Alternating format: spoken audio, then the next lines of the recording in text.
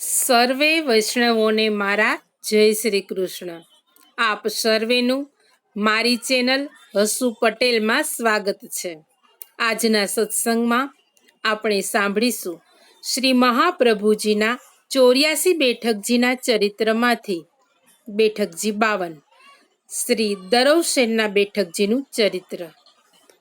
મારી ચેનલમાં જો કોઈ નવા હોય તો મારી ચેનલને સબસ્ક્રાઈબ કરજો અને આ વિડીયો લાઈક અને શેર કરજો, જેથી કરી અન્ય વૈષ્ણવો પણ સત્સંગનો લાભ પ્રાપ્ત કરી શકે.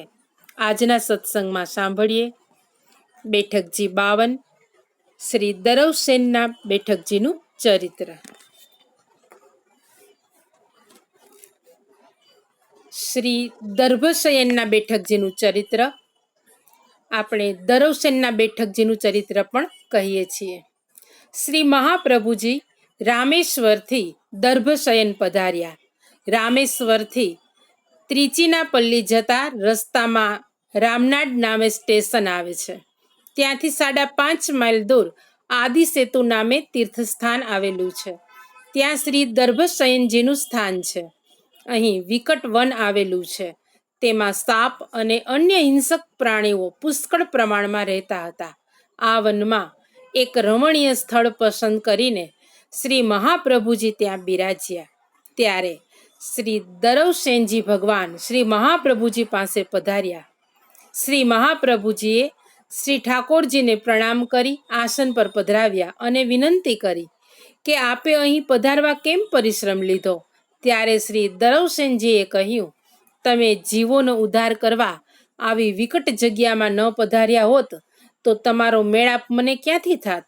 આપે અહીં પધારવાનો પરિશ્રમ કર્યો છે તો મારી વિનંતી છે કે અહીં જેટલા દેવી જીવો છે તે સૌનો આપ ઉદ્ધાર કરો, જેથી ફરી કોઈ દેવી જીવ આ વનમાં આવે નહીં. આ સાંભળી શ્રી મહાપ્રભુજી ખૂબ પ્રસન્ન થયા. પોતાના ચરણારવિંદની રજ દ્વારા આપ શ્રીએ હજારો જીવોનો ઉદ્ધાર કર્યો.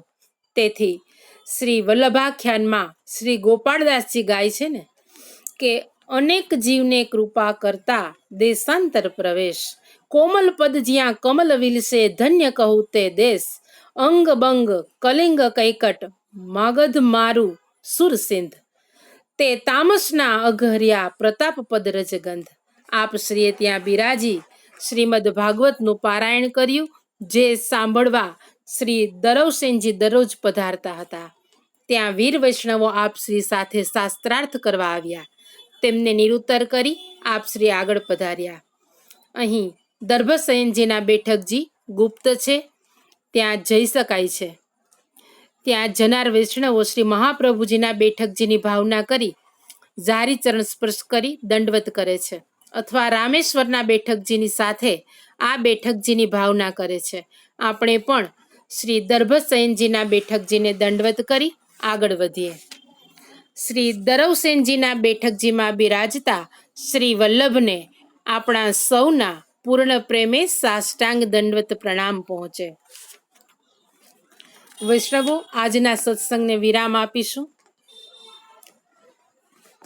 શ્રી વલ્લભાધીશ કી જય.